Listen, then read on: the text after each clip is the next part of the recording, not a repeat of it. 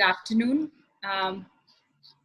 So welcome back to the first day and the first session of our annual faculty development program titled Pedagogical Approaches for Online Teaching in Media Studies, Lessons and Challenges, organized by the External Research Committee. A very good afternoon to all of you. Today's topic is issues and challenges in online teaching and learning. I welcome first and foremost our guiding light, the Dean of VSDMC Department in WIPS, Professor Dr. Charulata Singh, for the welcome address. Thank you, Saloni. On behalf of Vivekananda Institute of Professional Studies, I welcome all the participants back for this session. I welcome Siddharth Sir, Chairperson VSJMC. I also welcome Dr. Ramesh C. Sharma for the session Issues and Challenges in Online Teaching and Learning for this FTP.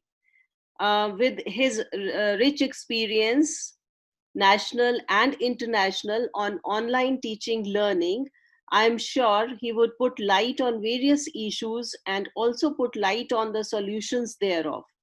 So once again, I welcome you, sir, for this session. We have had the inaugural session of this pedagogical approaches online of online teaching in the morning.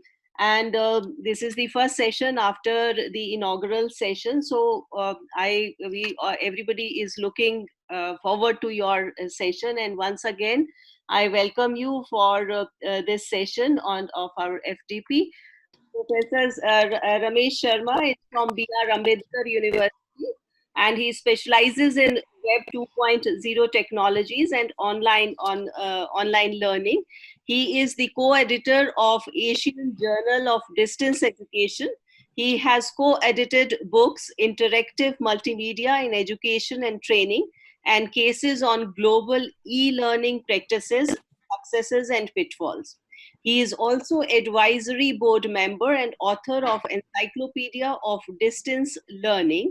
He worked as director, Institute of Distance and Continuing Education, University of Guyana, South America, from 2009 to 2011. So with this vast experience, I'm sure that we all are going to learn a lot from you, sir. We welcome, and you can please begin the session. Okay, thank you so much. And before I start my actual presentation, let me have a little feedback from all of you. The purpose here is more to show you some of the tools which we use normally to keep our students involved and engaged, because the online learning is in a way different format than face-to-face format, but the basic pedagogical, the principles, they remain the same. Ultimate target means it is irrespective of the medium. Whatever our goals of education, our purpose is that. So be it face-to-face, be it online, be it blended learning, be it hybrid learning, whatever it is, these all are medium through which we try to pass on our knowledge to our students that way. So since this session is focused on online education, and wanting it or not, suddenly a very small tiny microorganism which even we can't see with our own eyes, it has forced whole of the world to go online. So that way. So the question here is, let me the chat so that you can also please click on this link, everybody.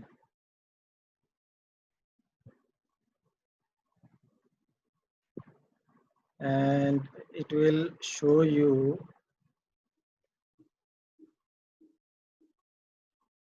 we are not seeing your screen, sir.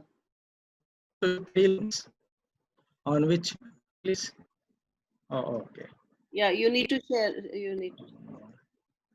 Here it is. Yeah.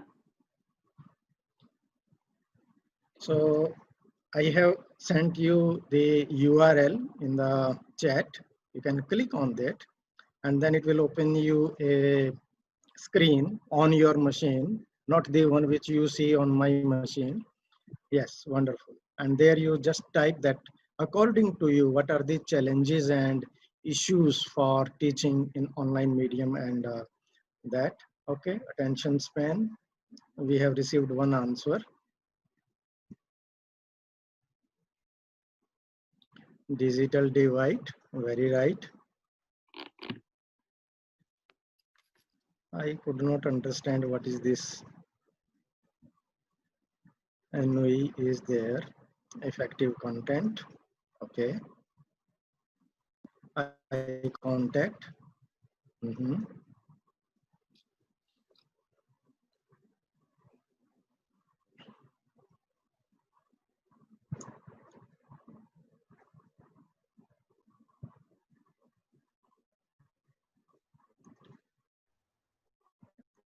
Very good.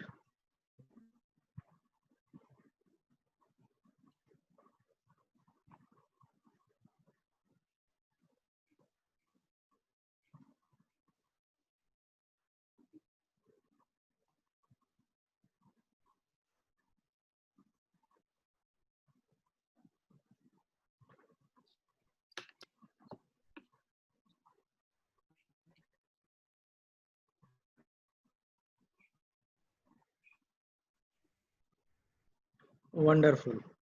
Let's see the kind of issues which have emerged is attendance. Yeah, but attendance is more of an administrative issue rather than academic or pedagogical issue. So, as a teacher, perhaps our examination branch or those, they are more concerned with the students attending it or not. And particularly in online situation, it becomes more, unique in the way that when we ask all our students that you can keep your video off to save minutes, and after that you do not know whether the student is sitting in front of the screen or not. So that way, but I believe that we should not be much bothered about that. Student presence, effective content, student discipline, technical difficulty, digital divide, connectivity, network, eye contact, digital divide, discipline, attention span. Yeah, there are uh, some of these challenges really. And one person has written empathy. Uh, that's a very I like that answer. Not that I don't like other answers, but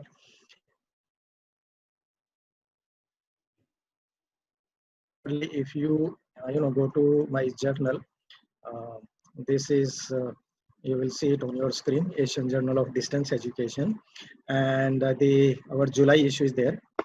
If you go to our editorial, here also we have highlighted that what is needed, and particularly this the second article is a call out on the interruptions of education due to pandemic, where it is a 35 country study. It is the global study all over the world, except maybe North Pole, South Pole, and few other countries in Africa. We covered most of the all the continents. These are the authors from there, and we tried to find out that what is happening and what are the measures being adopted uh, due to this to take care of the interruptions which are happening due to this pandemic.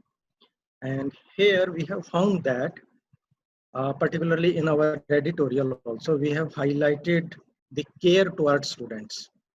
And the care towards students means, and particularly it becomes very, very important in online medium, the sort of empathy, because some of the factors which you have highlighted here, they are deeply related to that. So interactivity, their attention span, their engagement, uh, sometimes the issues for their of in connectivity, etc. Many of these things, they are definitely related to that dimension of online education. So that's great. And okay, let me now come back to my screen. And okay, no, because I may have to change my screen again, so let me stay here. As a part of, particularly now since we have gone online, and UGC also requires us now, since being locked down, we are at home, to teach online, to create e-content, develop our online courses, and go ahead with that. Now there is one important dimension to it, is that our content. Now, when we create e-content, there is a different altogether a field in which we say that, and particularly I'm a good promoter of that. These are called as open educational resources, where we believe that there is no need for us to reinvent the wheel. What is already, and there are so many of the websites available which give us all the kind of content which we may need for our, be it text, be it audio, be it video, be it graphical, whatever is there. We don't need to either create a fresh on our own, or we don't need to steal the information from others, which technically we call it either as plagiarism or a violation of IPR there. Sometimes these things happens. If I have to prepare my presentation for today, and I think that, oh, okay, let me go to Google and put my search query into it, that okay, online interactivity, and Google shows me many things, and I find that, okay, this is very good, let me take it. That process may be wrong. It may lead me into some sort of trouble. That's why the materials which have some sort of an open license, which we call as Creative Commons license, they are very much important. The basic principle here again is that no need to reinvent the wheel. Whatever exists around us, there are many our friends out there who have openly, freely shared their content, telling the other people that, okay, here is my content. If it is useful to you, if it is relevant to you, go ahead and use it. The simple thing is that ethically, we need to acknowledge, that is called as the citation, making it, acknowledged there that, okay, this one. Otherwise, other things, they are granted into it. So the question here is of content. Now, how do we know that the content is of a high quality, of a good? Because it is one of the challenge into that. You created a course, and when you created a course, you added some content into it. Now, whether that content was easily understandable to the participants or not, it is something similar. Let me tell you an interesting thing. Uh, this actually, it is a joke on circulating on WhatsApp, but perhaps it fits very well here. uh, Before I show you that website, no, this is the office of Rajnath Singh ji. He's sitting in his office, and some staff members, they are standing behind him. And in the scene is that Mr. Shashi Tharoor enters his office, and the expressions there and the caption below written on the image is that, oh my God, from where he has come. Today I don't have my dictionary with me. What was the purpose of that expression is that he speaks such a high quality of English that sometimes people think that it is better I should have my dictionary with me when I listen to Shashi Tharoor. So in that way. And it happens in our all kind of content also, when we create, when we write a lesson, when we write something, that whether our content would be understandable to the learners or not. Now, to tackle this issue, it is not a foolproof, but it is a good utility. I'm not sure how many of you know about it or not.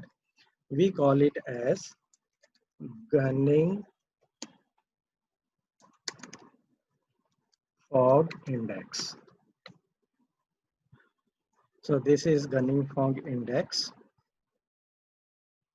So let me open this page.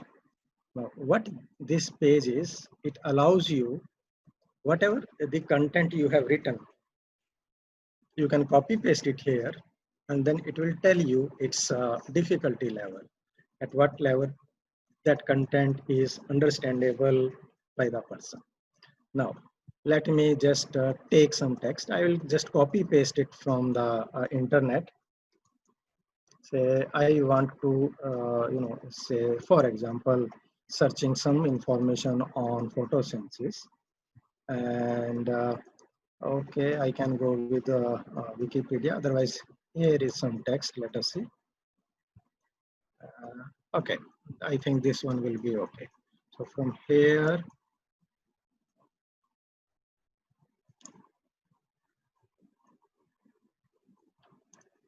I'll continue. This much only is okay, and simply copy paste it. Okay, this is a paragraph. Suppose in my lesson, which I'm going to share with my students, but I want to know that what is its level here. So the process is quite simple. We just put it into here and click on calculate. After that, it will do some calculations depending on. So here is the result. Total number of words in this paragraph are 132, and the number of major punctuation marks which it ignores, they are 8. The punctuation marks mean the full stop, exclamation mark, question mark, if that anything is there or not. And then the number of 3+ syllable words which have been highlighted in blue are 38. And accordingly, the Gunning Fog Index is coming as 18.12. Okay. Now, those of you who may not be from the literature or languages directly, these words which are highlighted in blue, they have means more than 2 syllables into it. For example, if you try speaking photosynthesis and say uh, develop, general, okay, carbohydrates, like that. So what happens, the more the number of such kind of words, they may increase the difficulty level of that text. Now, how do we interpret this? We interpret this, here is the table. You click on this further information. It will take you to its page, and you can see it from here. This is the table to interpret it. Now see, if the index comes like, okay, I changed the page, but here you can see, if the index is around 6 or thing, it will be as simple, understandable by a student in the 6th grade. And accordingly, the level goes on increasing. In our case, the text which we copied, here it is 18.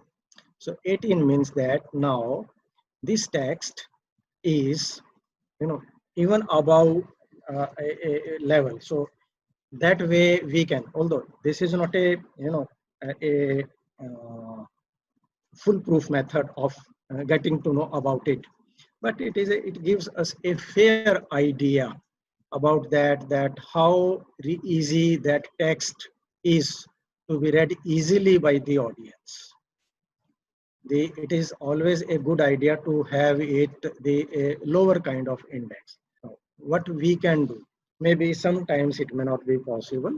For example, in scientific literature, it may not be, but even sometimes by changing the words, rephrasing them, we can bring the level a little to the lower side, so when you go with, and this is Mensa, you can use it for anything.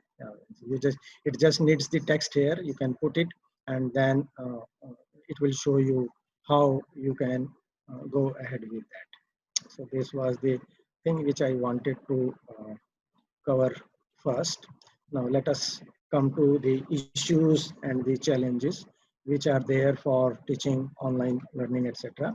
This I have demonstrated the Gunning Fog Index to you. The question is that how effectively we can design online instruction. means the teaching and the learning, and through that for one of the thing is an online course. When we are dealing with creating an online course, this is a MOOC which created by us, just ended a few days ago, and we got around 4,800 enrollments into it, which is we were happy with the response, and even the pass out percentage was also good numbers into that. On the basis of our own experience, and I have been offering MOOCs, I think in the year 2013, me and Professor Sanjay Jasola, he is now the Vice Chancellor of Graphic Era Hill University in Uttarakhand, Dehradun. There, if I remember it correctly, we were the first one to offer a MOOC on open educational resources way back. And then next year, the NCERT conducted a MOOC again on open educational resources, and like that. After that, so many things means we have come up. So then, what I have found that there are certain elements which need to be there to bring clarity to our online courses. We give description. Description means what is this course about, some the essentials about it, not a long theory on what is, because that will go into the content automatically inside it once it is there. But we try to give an overview, a brief summary. So description, it is very much highly appreciated. It should be there, followed by some sort of an introductory video, not a big one, around 2-3 minutes, that's all. Just simply telling that what that course would be, or how, means what we want to convey, or what the participants they will get from there. And then course content. And course content here is the one of the most important stages. And I particularly believe that when we go with course content, it is, if we are starting our course, deciding about going online, it's always a good idea, first of all, to decide about table of contents, or uh, a better way is to make certain sort of a concept map or mind map for your course. If you do that, definitely your task will become very much easy. And there are certain free tools which allow us to create a mind map or concept map.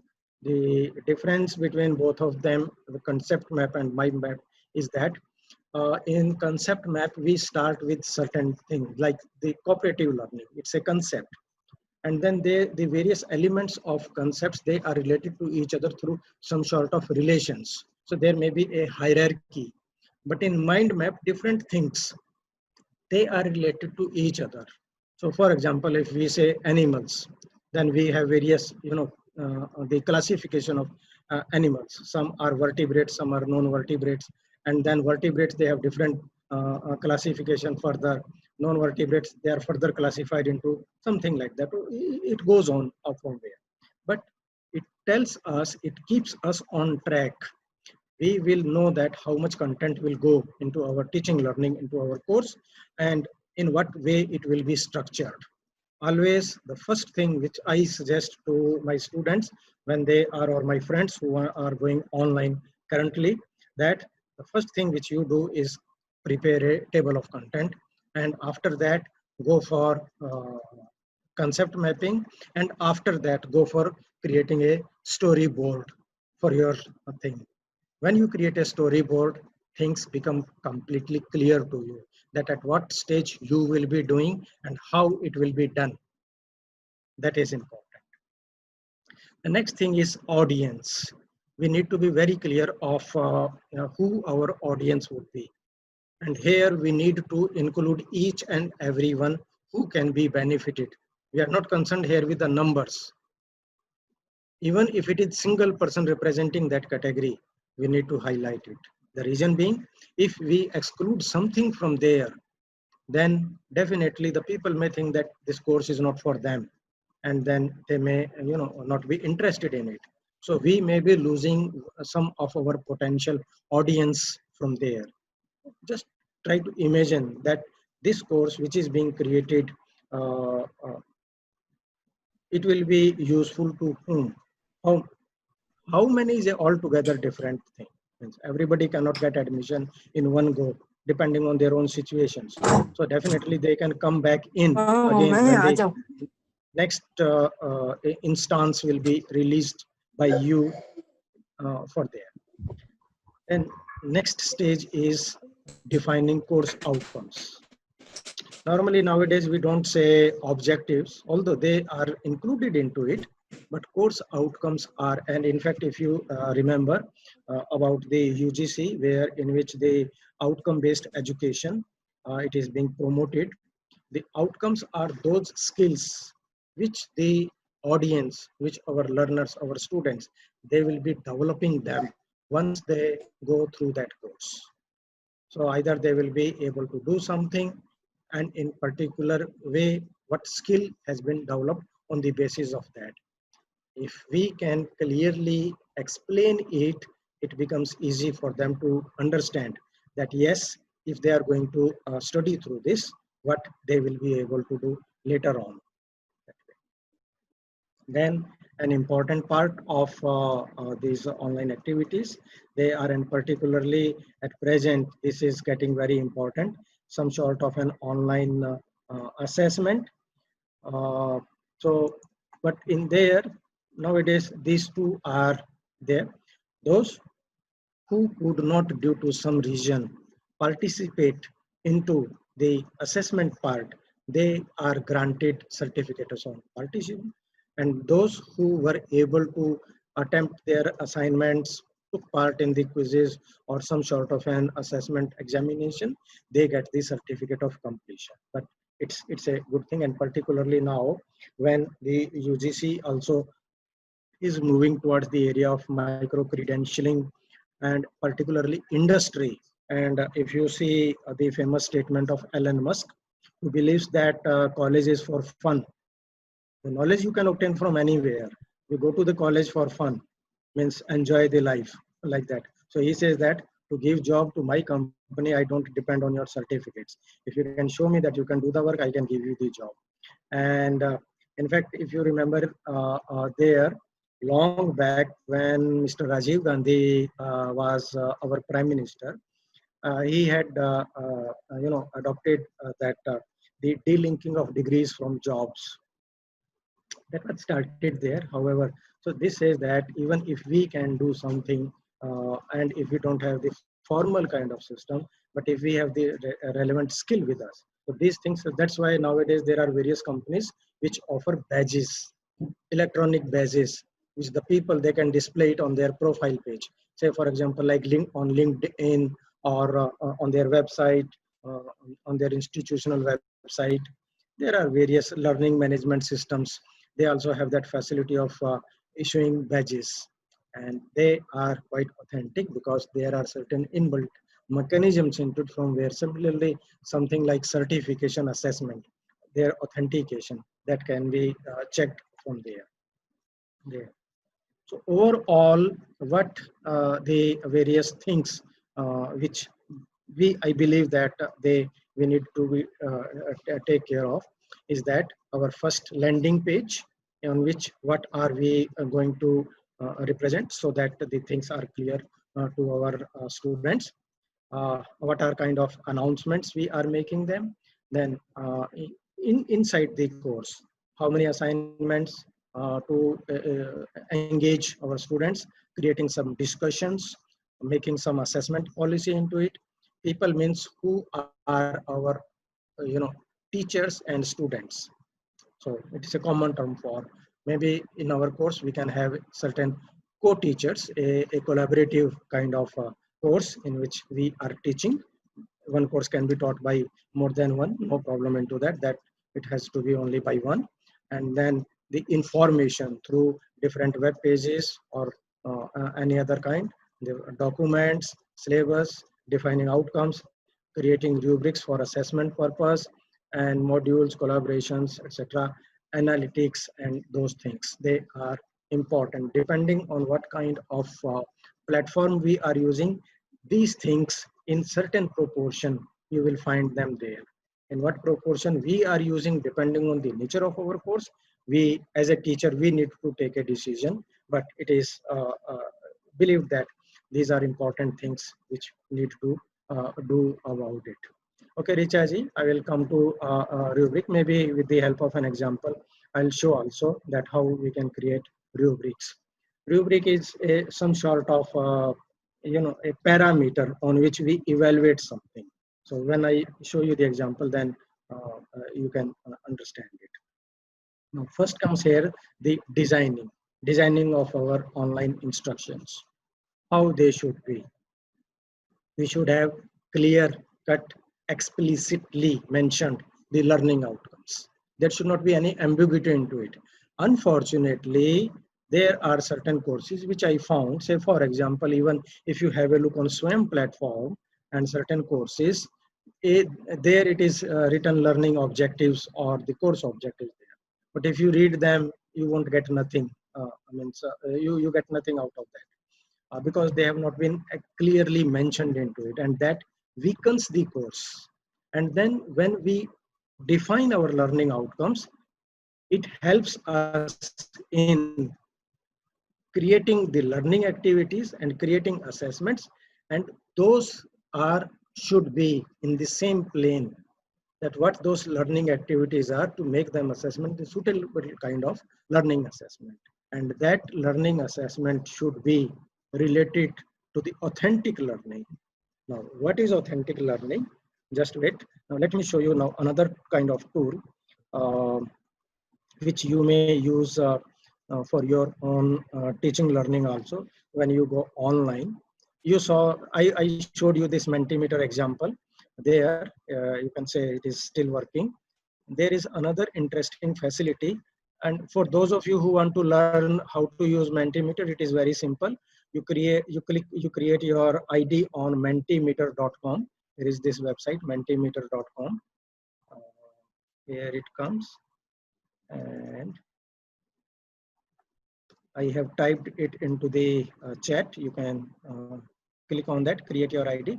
After that, it will bring you, say, for example, if I click on here, you will see this kind of page will appear. It will ask you what kind of presentation you want to make. I selected word cloud. You can select multiple choice, open-ended questions, scaling, ranking, or question answer method or what. In addition to that, you can create a quiz also, a competition in which the winner will be declared once the question has been answered by all the participants in that particular session. So it is very easy, very simple, and very effective. People like it very much when you use it with your online audience. And once you create it, and then you simply click on share button. Once you click on the share button, it will show you the link. This is that link from here you copy, which I shared with you. And if this is the presentation sharing, means the result displayed from there. So that way, this is that facility which I showed to you. The another one which I'm going to use now is called as Answer Garden. And this is very easy. It won't take more than 15 seconds for you to create something, and there is no login, no sign up, no nothing. Simply go to the website and create your question which you want to ask to your audience. So here, let me explain. First, here the only thing which it requires you is your question. So my question is, what is authentic learning? This is the question. Now, there are certain options. Let me explain it to you so that when you use them, it may be good for you. Here, there are 4 modes in which you can conduct this. As a brainstorming means the maximum number of the participants can give maximum number of responses. The second is classroom. First is the brainstorm. Second is classroom, in which unlimited number of participants can reply. There is no that only 100 can reply, but one person, one answer. Moderator, as you know, the answers will be gathered like in Zoom meeting. everybody first joins in the waiting room, and then the moderator allows them to go inside the class, and block means no more responses there. Then answer length, you can have it 20 characters or 40 characters depending on, let me make it brainstorming. I like this facility in the sense that it allows the students to use their creativity. If you make them, they may write anything which may be a longer answer, but without any substance into it. If you restrict them, it is something like microblogging, which you popularly known as Twitter or Identica, Identi.ca. These are called as microblogging sites. If you want, you can give a password. If you want, you can send your email ID on which it will send you the link for that. Spam folder to detect certain unwanted words into it. So for kind of filtering, and then this is interesting. The case, when internet started and we started using email, certain things they also emerged along with, we call them as netiquettes. Netiquettes means etiquette on the internet, and one of the netiquettes is don't type in all in uppercase. Why do we say it? Don't type all in uppercase. There are two reasons for that. Number one, it makes the reading difficulty. You yourself try. If you type this sentence for readability, Answer Garden changes the case to all answers to lowercase. If you type it all in uppercase and you try to read it, your speed will be lower as compared to you are reading it now when it is in either sentence case or in all lowercase. And second is, it is called as the shouting. In internet lingo, it is called as shouting if you are typing everything in uppercase. So, and that is not considered as a good on the part of it. And then how long your question will remain there, and that's simple. So you just need only one thing: type your question on the top and simply click on create, and your Answer Garden is ready now. So what you are requested to do, I am sharing this link with you. Here comes, it is in the chat. Please click on this link, which I have just shared with you now. And the question is, what is authentic learning?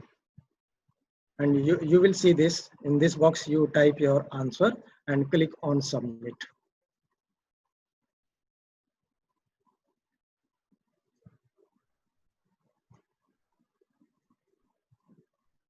It won't ask you any other thing. When you click on it, you will see this kind of page.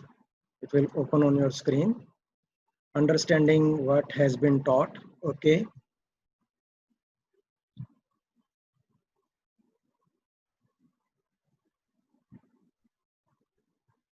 At present, we have received one answer. One that matches the applicability. Very good.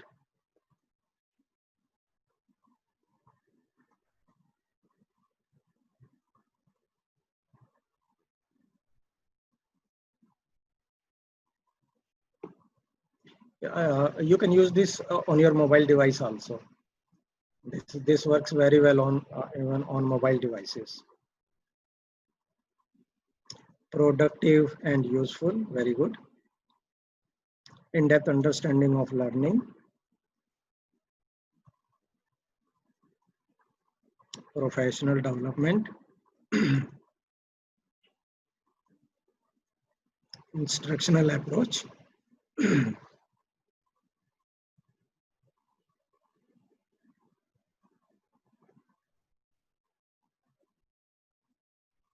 Skills enhancement, interdisciplinary. Very good. Now, the actually authentic learning, we say when we use authentic learning, it means the real life, the real world learning, which we will be using in our real settings, the real life. That is called as authentic learning. So that was, but I wanted to show you another application which you can use. and you can see that it is quite easy. And wow, see so many examples. It is anonymous. Means you can just know the frequency of the answer. Whoever has means how many.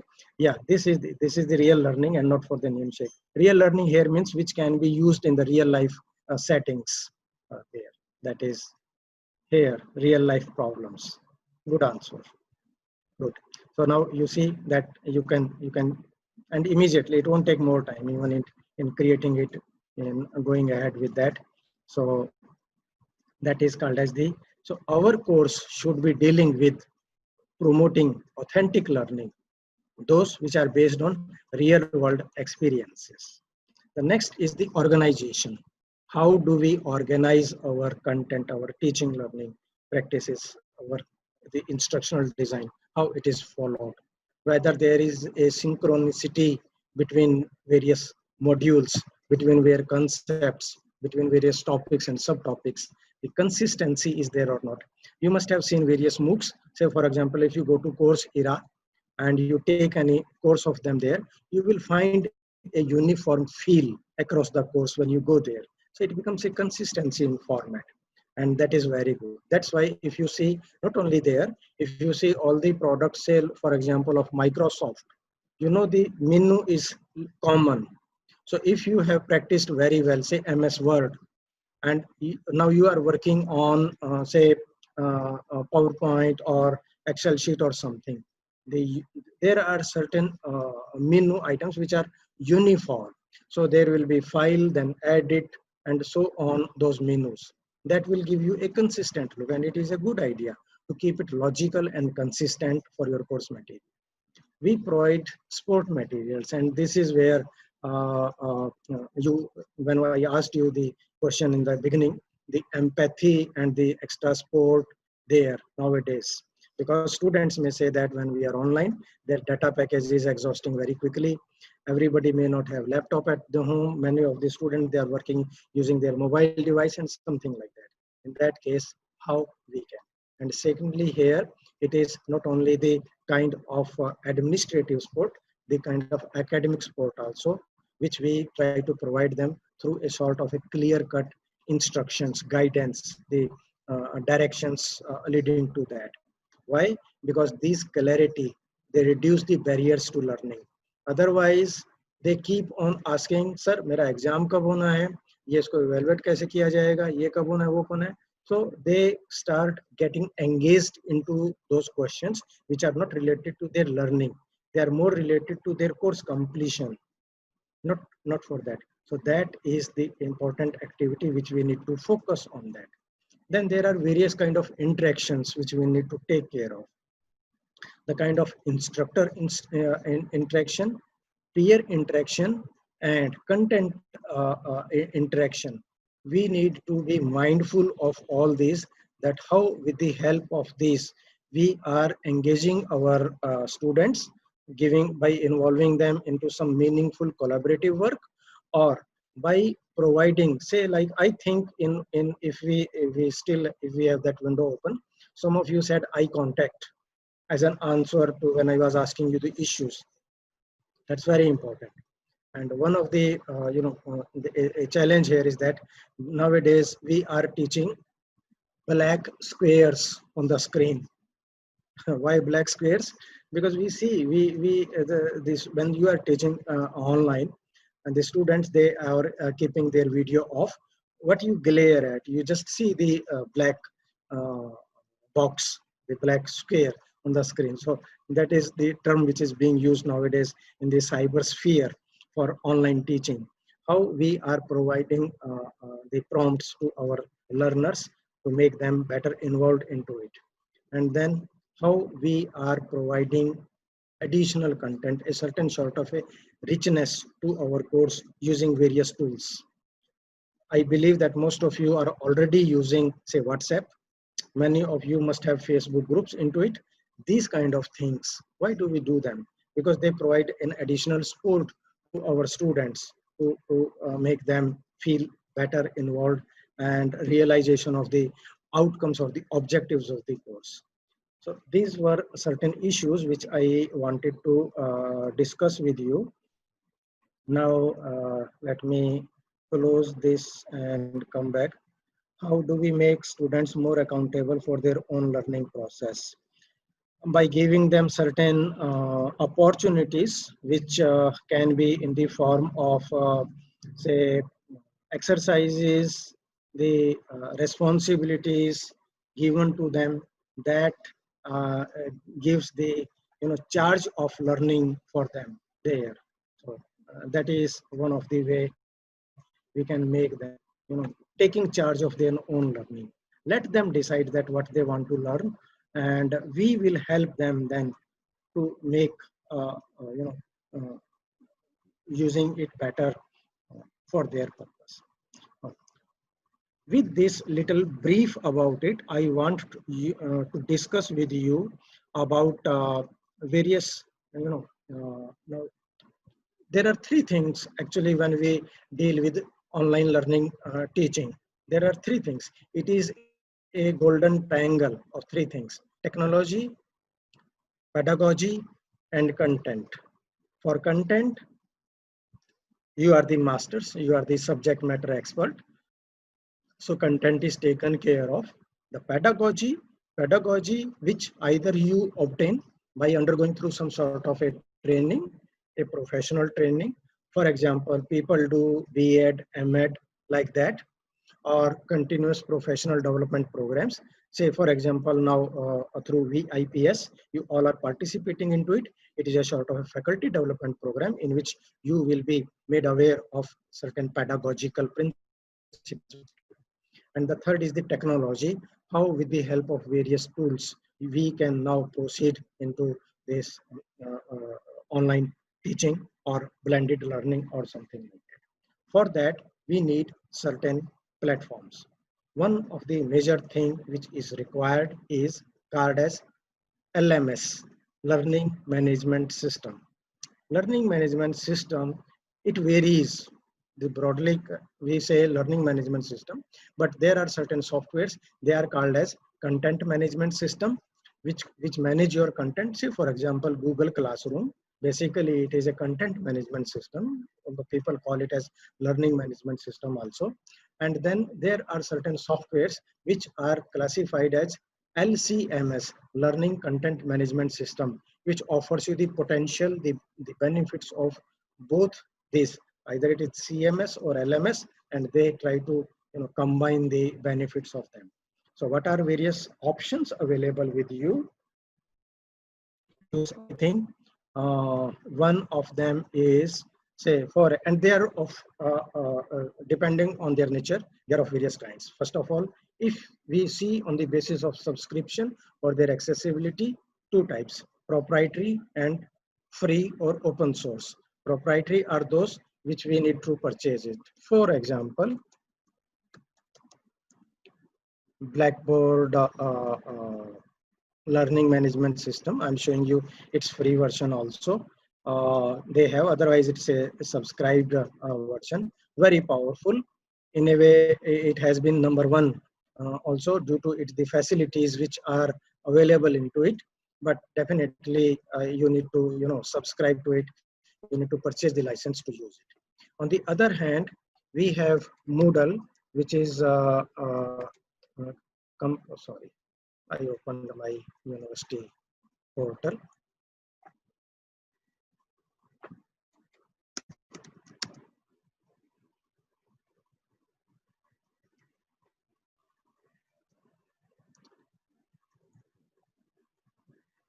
This is Moodle, which is open source learning management system, which is very powerful. And this is in a way nowadays around number one in terms of its usage and popularity. We don't need to pay anything. So like that. So there. So, so first is on the basis of their access, proprietary softwares and open source software or free software. We'll see further more examples. Then how do we use them? We can use them in a variety of ways. Even this Moodle, it is so popular is that you can install it on your pen drive also. You can install it there and then you can offer your courses and you can use that. It is enabled, so it has it from there. You can see now if you go on click the download button, and its desktop version is available, its mobile version is available, as well as the standard Moodle that's also available there. So you can install it on your laptop, you can install it on your institutional server, and you can get the cloud-based services also. For cloud-based services, you need to pay. But if you want to download it and use it on your own machines, nothing is to be paid. It is open source. Even if you are, the Moodle is based on LAMP model, LAMP. I will be happy if anyone can type in the chat box what is LAMP, what does it stand for there. So if you know the programming, which is PHP in this case, or have some knowledge of say databases, you can change the code. The Moodle company doesn't say anything. It is open source. You use it, you try to increase the power of your software from there. Then you can download it by here, and you can see the latest release is 3.9, and download it from here. It's only around 70 MB is the zip file. The today's download is 915, like that. So you can see it from here. Then the other examples which are also equally good, one is Sakai learning management system. You can use it. Then there is another one called as Joomla. This is Sky learning management system, and that's also so there are many features. The page is opening. You can surf around it and award winning. This is how it places itself. That product innovator leader, in what way people are using it, and in various other universities where it is being used. Now this is Joomla, which is another open source content management system. You can see it here. It is written.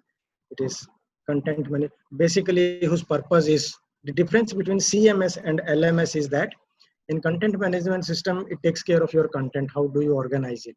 But in learning management system, it integrates the learning also into it, that you can create your activities and assessment activities in such a way which directly lead to your competence testing, which you have fixed for your purpose from there. So this is Joomla, again free, you can use it. Then there is another, this is Edmodo, which is very easy.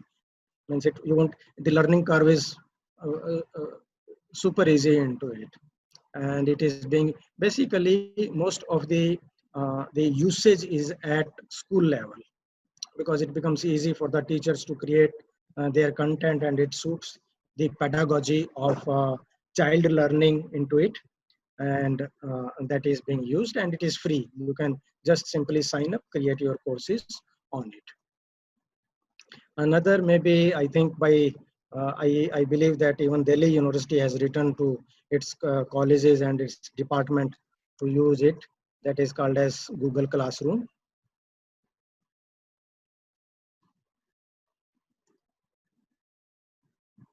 So you use it. Yeah, Poonamji, you are right. Linux, Apache, MySQL, and PHP. That is for Moodle. It is called as LAMP model. That stands for everything here in it is free. PHP is a open source free language, and MySQL is database. Apache is the server, and Linux is the operating system on which it works there.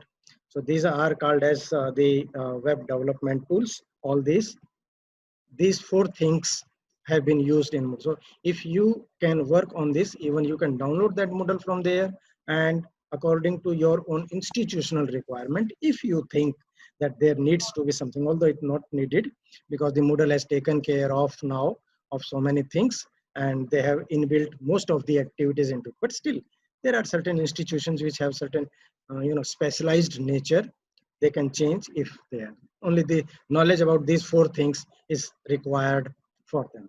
this is Google Classroom. You can create, and it gives you the benefit of integrating various Google tools in your class. So you can have, say, like videos from YouTube can be directly, just display there. If you can give a URL from there, that goes into it. Another one is another interesting free platform which you can create, and I believe that it needs only 30 minutes of you to up and running create your course, and it would be working there. Many people, they have created their course. You can see here are these are the teachers who have created their course, and these are the courses which you can create. Simply sign up, and after that sign up, you can become a creator. It will take you to your dashboard. From dashboard you can create. There is no limit on the number of courses. You can create as many courses as you want. One of the good thing about this platform, I like it, I have created some courses on it, is that if you upload a video on this platform, it's that if you upload your video, if you have spoken properly into the video, then it can generate a transcript which is very good for pedagogical purposes into it that way. And then maybe some of you know about it, the Canvas platform, another popular and free, can create courses on Canvas. I have already created some courses on it. These are some of the courses. Some of them they will be very soon offer, and once we launch them, like on e-learning and the podcast in education, etc., you all will be invited to join, and you can use them. This there. So these are some of the, not all, but some of the platforms which you can try for your own teaching learning situations. Then we need certain sort of virtual learning environments to interact with our students. What are those? One is this example of Zoom, which you are using, and then it means these facilities, they are so useful that even you don't need any students. If you want to create your video content into it, you just schedule the class, and it gives you 40 minutes of free time. So you schedule a class, upload your PPT, bring it into the screen share area, and click on start recording your session, and then keep on speaking, because it is recording your video, your screen. And once you have explained all your content, you can stop recording first and then close your meeting, and then it will be saved. The recording will be saved there, which you can later on edit using some video editing tool and something like that. So the various platforms which are available to us are, say, like Google Meet. So this is free. If you have G Suite installed on your machines, then you can have a 250 up to 250 enrollments, and many other facilities of recording and other control. Otherwise, because due to this pandemic, the Google, they have activated it to the individual Gmail IDs also. But there is one challenge, that only 100 participants you can enroll into that. And another issue is that the company had allowed it, if they do not increase the duration after September, it will be closed. So that facility to individual IDs, like archie@gmail.com, that is my individual ID. After that, it may, if the company does not increase it. But then this is a good facility. Although there are certain challenges in Google Meet which make it a little less. On that way, Zoom and the another example is WebEx, Cisco WebEx. They are a little powerful than Google Meet, in the sense that the user control here. Here at present, like our friend, say Dr. Parveen, if he has created that class in Zoom, or you create it on WebEx, you can take a better control of the participants, whether they are able to mute themselves or unmute themselves, or they can share the screen or not. You have the control. But in Google Meet, actually, as you know that the name is Google Meet, and it is a meeting software. So there in meeting, everybody can speak. So if you are using Google Meet and if you have attended some conference, there you may see that anyone can click on present and then their screen will come up. So who the presenter, their screen goes away and then they have to make an announcement again. And then muting, unmuting, it is a really difficult challenge into it. And then recording those other, there are certain other issues which are there. The WebEx and Zoom in free versions, there is a difference. WebEx gives you 100 participants, but time limitation is not there. In Zoom, 100 participants, but 40 minutes time there. But rest other things, they are there. And it would be okay. Let me just take it few more things. Okay, these were there, the virtual learning things. And then there are certain sites which I want to show it to you. You can use them for your content development. Say like if you want for search for images, there are certain sites which you can use them freely, like Pixabay. So here you see the stunning free image and royalty free stock images. If you say want to search for something as say like leaf, and you want to teach something on photosynthesis and you want to demonstrate, say if you want say that okay, this image is good, you click on it and here is this image. You can see the license, it is free download, no attribution required. And it says that even if you don't want to cite this one, that is perfectly all right. Not only that, it allows you to make a commercial use of that simply. But if you want to cite it, here is the Pixabay license. You can click on it and then, or simply give this URL in your work. That is acknowledgement. Another one is Unsplash. Unsplash, you can see internet source of freely usable images. So there also you can use, say for example, if you are giving some lecture on wildlife, and if you want to use something, and you have like say this image, you can click on it, and from here you can see the free download is available. You can click on it and it will download. Their license allows it free download. In this case, it will show you the facility of saying thanks. You simply copy this photo by this, click on it here, copy to clipboard, and then you use it in your presentation. There it goes from there. So that way. Then another is Fodder.com. So here you see all various categories or in terms of ideas on which you want to search something. And you can click, say, if we go for education, and on education, you think that, okay, you want this photograph to be used. Here you can see that how it offers you not only download, you can embed this image. Embedding means you don't need to download it. Directly, it will give you the, if you click on embedding, it will show you the code. From here, this code is available. You can simply copy this code. This is the code and put it into your LMS. Here is the license. You can modify if you want to change this something in this photograph. If you want to put some cap on the head of the kid, it is allowed. Modifications and commercial.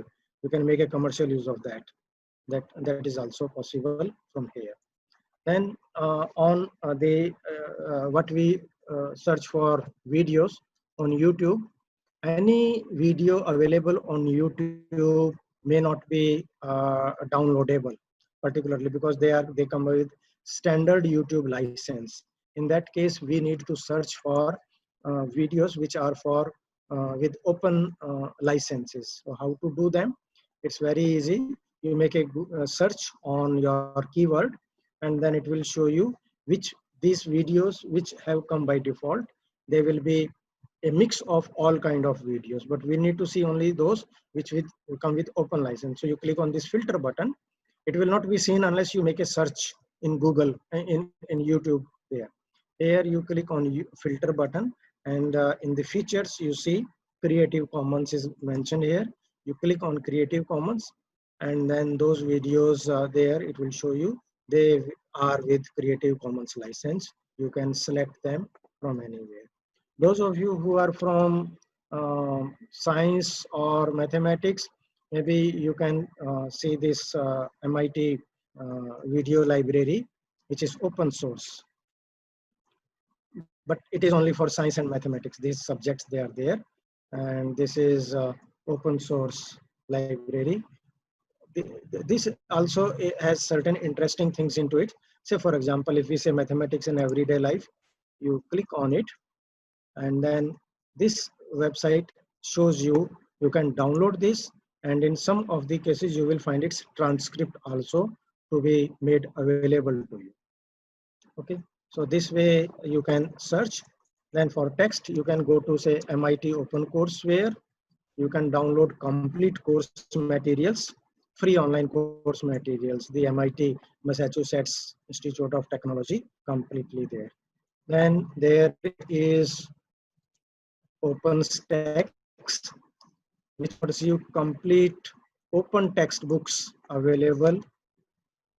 And then we have another project. After that, I will stop so that we can take some question answers. This is OpenStax, and you can see there are so many subjects: mathematics, science, social studies, etc. And these are peer-reviewed books which are openly licensed, 100% free. You can simply say, if you want to use this sociology book, you can click on it and you can download the PDF, free PDF. Here is the book detail, and here is this open license. Means even if you think that you have a good chapter into it, but you want to edit and modify it, that will be allowed. So you can make a search on this. Similarly, this is Open Textbook Project of Hong Kong, and it has also complete textbooks for all these levels: primary, secondary, tertiary, university, certificate, diploma, anything you can search from here. You can click on it, and then it will show you various subjects which are on available them, and then you can see a variety of topics, areas are covered. If you go there, theories of education, you can see it is here. It is free. Feel free to use, adapt, modify the content to your own needs, something like that. Or you can download this PDF. You can want to read it online, and like that there. So these are certain areas on which you can take benefit from there. So now, any questions? Actually, things are many, but the time restriction is there.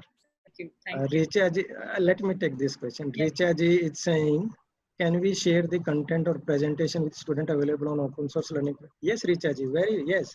That's why it is called as open source. There will be no copyright issue. The copyright issue arises, just let us understand when this copyright issues arises. Suppose Dr. Parveen Singh, our friend sitting here smiling now, he has written an article which is very good and you want to use it.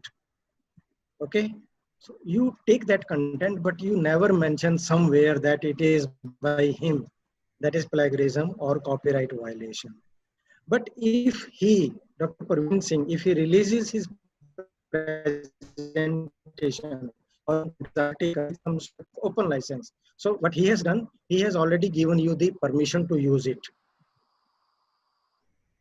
So you don't need to talk to him because that permission was already granted. Just use it for your own purpose. The issue will come that what kind of permission he has granted. Whether he says that, like I showed you that photograph, if he says that you won't be able to make a commercial use of that, then you won't be able to sell that. You can use it, you can distribute it to the students freely, but you won't be able to charge for that. Or if it is a non-derivative, which we call it ND, into that license, it means here in the figure of that kid, I told you that modifications allowed. If he says that modifications allowed, even you can edit his chapter and revise the content. If it is non-derivative, if he says that you cannot edit my person, you have to use it as such and that. So the answer to your question is yes, there is no copyright issue involved with open source content using from there, depending on the kind of license they have allowed you. Next question. Sir, I would request our committee members, Mr. Praveen, Dr. Praveen sir and Dr. Devati ma'am, to please take over the Q&A session for you. Thank you so much, sir, for your enlightening session. So we have received questions, as you can see in the chat box, and we have also are receiving questions in our personal chat. So the first question, sir, we have for you is this present COVID-19 triggered increased frequency of online teaching activities around the world harmful for the teacher and the students? What are the long-term implications? No, it is not harmful. Actually, what has happened that we were already in the transition. It was already happening, but happening at a slow pace, because we still has that kind of people with us who still prefer the face-to-face kind of interaction as compared to as a preferred medium as compared to online. The COVID, what it did, it furthered the rate immediately. I think 14th of March, the first lockdown was announced. So till 13th of March or 12th of March, we were going slow, and suddenly we were just put up into the that वो Spain के अंदर जो वो bull fighting वाला arena होता है उसके अंदर धकेल दिया, that now we have to fight with this internet bull to use them. There is no there is no harm of it, but you can think that how it has, we were taken suddenly with it. So some of us who knew this field, they didn't find any challenge, but I know that many of my friends also, means with whom I regularly talk, they were not ready for it, and they found, and students उनकी तो हालत और भी ज़्यादा खराब थी, because due to various challenges with them. Data package 1.5 GB if they get per day, वो एक ही webinar होगा 1 घंटे का, उसी में उनका निकल जाएगा. That challenge. Many, they don't have the laptop with them, etc., etc. But slowly we were going there. If you know, the government of India started with the Akash tablet project. Somehow it could not materialize. It was a good project. It was a good tablet also. $35 के अंदर दुनिया में कहीं नहीं मिल रही थी. I was in South America at that time when that project was, and many people, they came to me appreciating the government of India के आप लोगों ने ये इतना अच्छा काम किया. Nobody could imagine that below $100 you can get a tablet with material available on it. And then the government, they distributed laptop, etc. We were getting there. But what happened? You see this image, once upon a time, there was the things when you go to the bank and you had to stand in the long line because teller is busy and they will match your signatures, only then they will give you the money. Once I faced a very difficult situation. I joined IGNOU Regional Director. My first posting was in Shillong in 1996. Shillong, most beautiful place to me even now.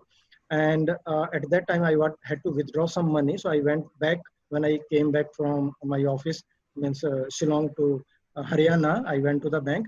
And by that time, my signature had changed. The teller on the counter made me to sign 40 times, 40 बार. मेरा signature फिर भी नहीं मिला. He refused to give me the money. Ultimately, I had to go out, find some person whose signatures were in the bank. He gave the undertaking that I know this person and I verify his signatures. And later on, somebody was telling me that this teller was somewhat a rigid person. Otherwise, he could have shown you that, sir, ये आपके signature हैं, ऐसे मिला दो आप. वो भी कर सकते थे, because there are some in bank. At that time, I was thinking कि तेरा कुछ होना चाहिए. वो हो गया ना. You don't go to bank nowadays. You do all your activities through mobile. Things change. Many of our process, they have changed. Similarly, in education also, these things, they are happening around us. The only thing that at present we were not ready to that extent, so it suddenly fell upon us. And Google, let me tell you one thing, that means in terms of students also. Times of India अखबार हम सभी देखते हैं, उसके अंदर मैंने बहुत अच्छा एक दिन कार्टून पढ़ा था. एक बार एक स्कूल का बिल्डिंग है, उसके सामने एक मदर अपने बच्चे को खींच रही है और बच्चा जाना नहीं चाहता, वो ऐसे बना हुआ है और नीचे लिखा हुआ है, मामा, why do I need to go to school when Google can tell me everything? And it is happening. Many of the informal kind of learning is happening through YouTube, through internet, through so many of other websites. These things are happening, and the only thing that now its proportion has increased. Otherwise, there are so many examples when the people, they have learned on their own. And if you see the cases of this Jeff Bezos or Elon Musk or those things, they are saying that you come, but if you have the knowledge, even Google had said this thing also, that if you have these skills with you, you don't bother about your means the formal kind of education. No need. You just sit in my chair. If you can do it, you are hired.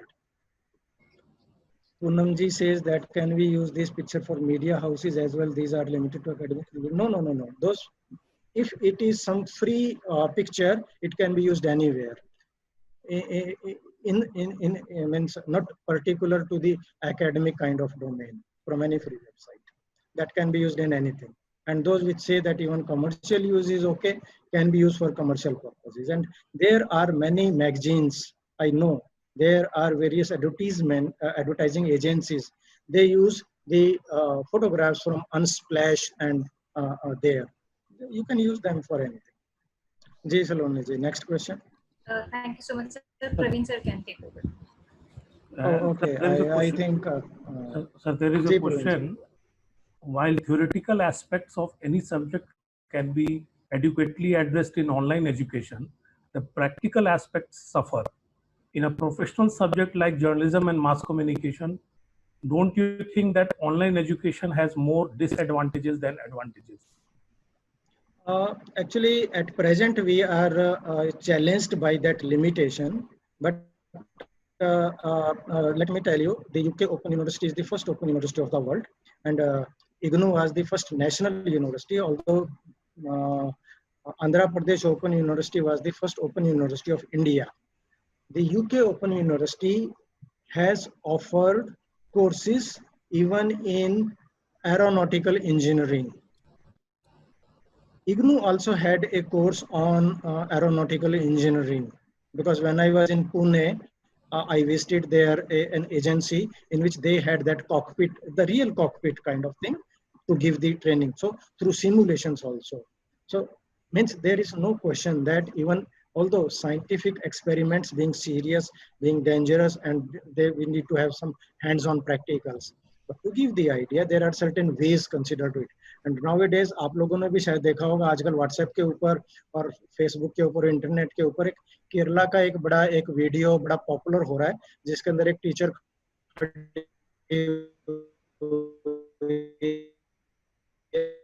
और वो reality. And one of my friend, he is in NCERT here, Dr. Yashpal Sharma. He is an expert on augmented reality.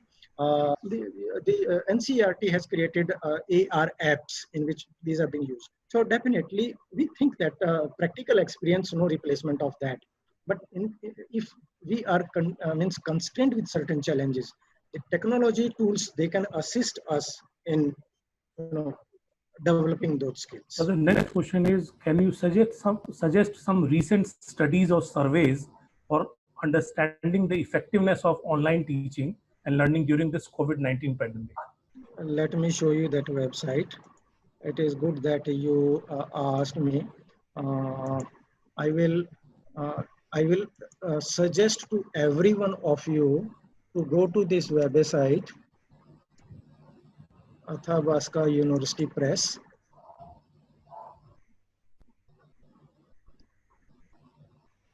This website has all the books as open source books, and you can see the subjects. And here, all these subjects, all these books which are with this subject, they are free. Go to online, this education, either go with online or pedagogy. And this is there is one book which is highly recommended in current situation. These are all the books you can see on mobile learning there. This is mobile learning, open distance education, online assessment, etc. This is that book, Theory and Practice of Online Learning by Terry Anderson. This book has already been published by people. They download it and then they can print it and distribute it. They cannot make a commercial use of it, but freely you can distribute it to your students. वो Delhi university में जो case हुआ था वो photocopy करने का और वो कोर्ट तक जो मामला गया था, that will not be applicable here. It has been translated into more than 60 languages of the world.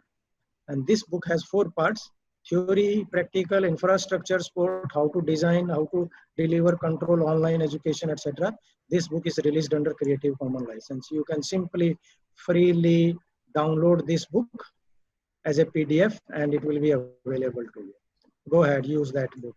That will be completely, suitable to you. Just remember Athabasca University Press, going there.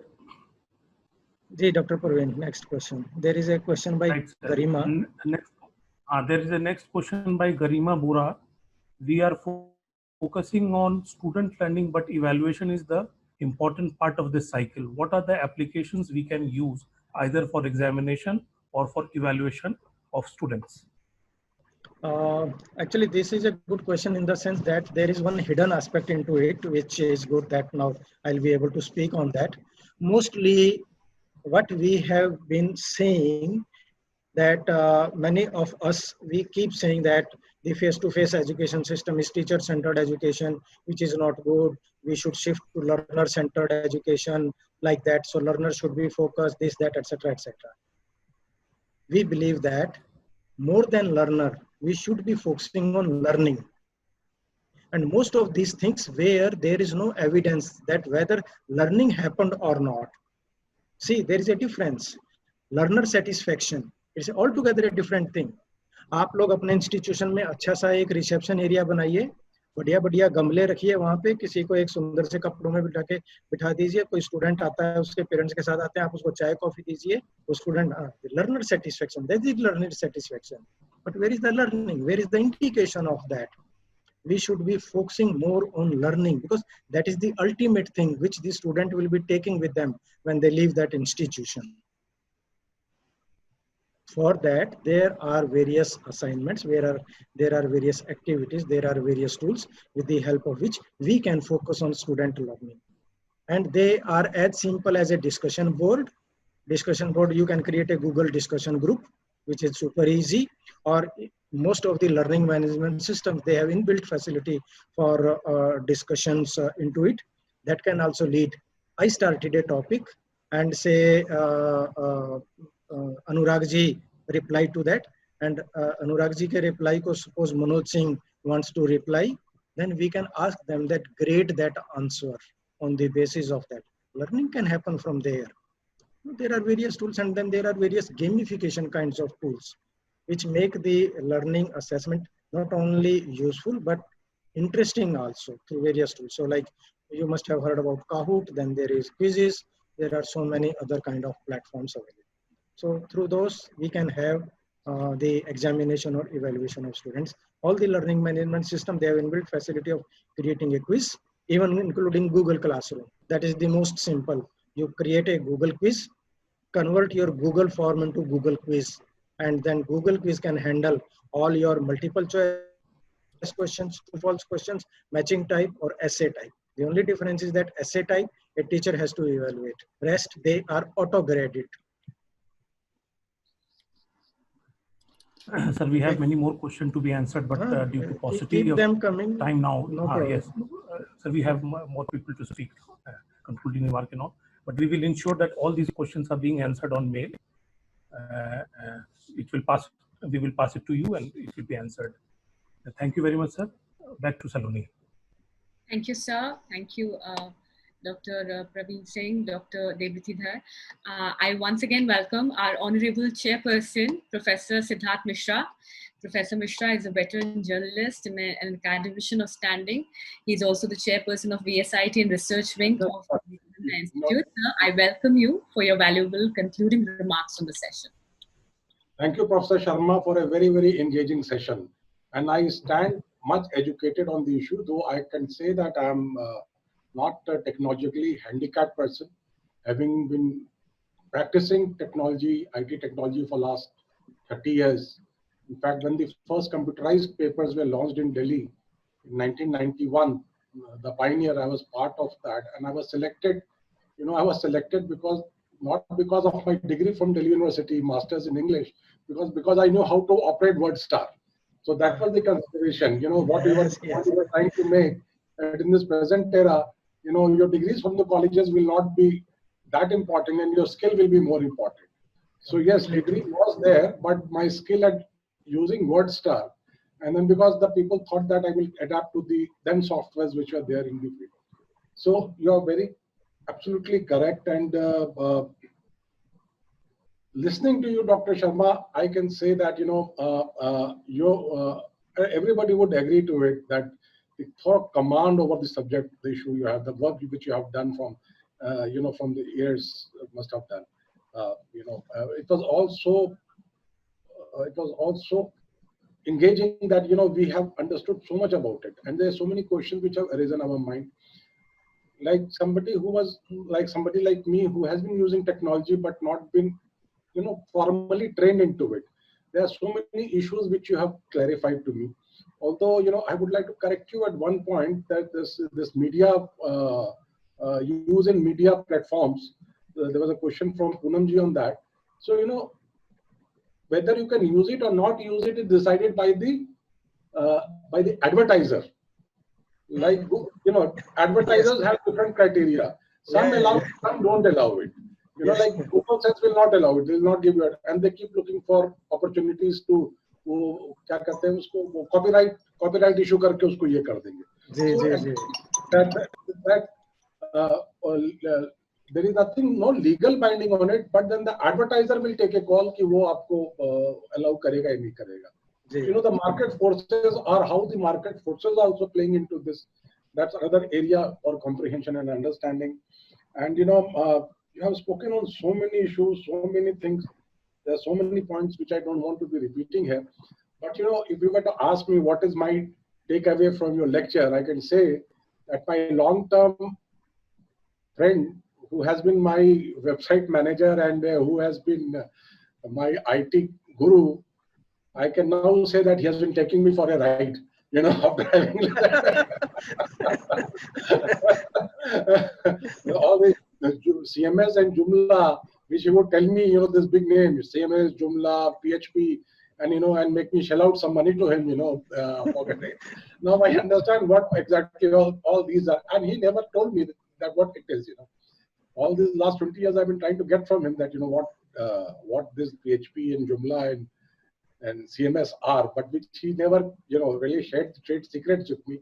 I'm so glad that today I heard you, and finally I can go back to him and tell him that look, these were your trade secrets, and now I know them. Yes. And this all comes free to you.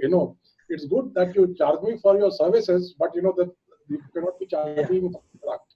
That is the learning which one does. So the whole, and as you rightly said, that all these things were there. PHP, CMS, Joomla, they were all there for such a long time. But nobody really cared about it. Nobody really talked about it. Now that we have been thrown into the arena, as you said, of the bullfight, we have to now, handle it. So I think we have had an excellent session with you, sir, today, and we all stand very, very much educated from it. And the biggest point, right at the beginning of your lecture, which you said, and that is for not only for this lecture, it is for every, it applies everywhere, that your content should be high on knowledge, but it should be easy on language. कि आप अपना जब newspaper industry में जब हम काम करते थे, हम ये कहते थे ये नहीं कि आप भाषा जानते या नहीं जानते, पढ़ने वाला भाषा जानता या नहीं जानता. That is what is important. So it is very important that the person who is reading it, he understands what you are. Yes. जो आपने शशि थरूर की बात करी है, तो उसकी सोशल मीडिया स्ट्रेटेजी है तो ऐसे कुछ शब्दों को ला करके वो सर्कुलेशन में रहता है. He remains in circulation because that's a social media strategy, which is another day, another talk. So thank you so much, sir, for having been here, and very, very engaging session. And thank you so much, and thank you to the team for having organized this session with you. Thank you so much, sir. Thank you, Professor Siddharth Mishra. Thank you, sir, for joining us. Thank you, Professor Ramesh C. Sharma. I want to say that I know that I'm sorry I could not answer the questions of everyone. So in that case, if somebody wants to communicate with me, my WhatsApp number is with Dr. Parveen Singh. If he can, maybe he can share it on the WhatsApp group. Right. And then please feel free to approach in any case if I can be of any assistance.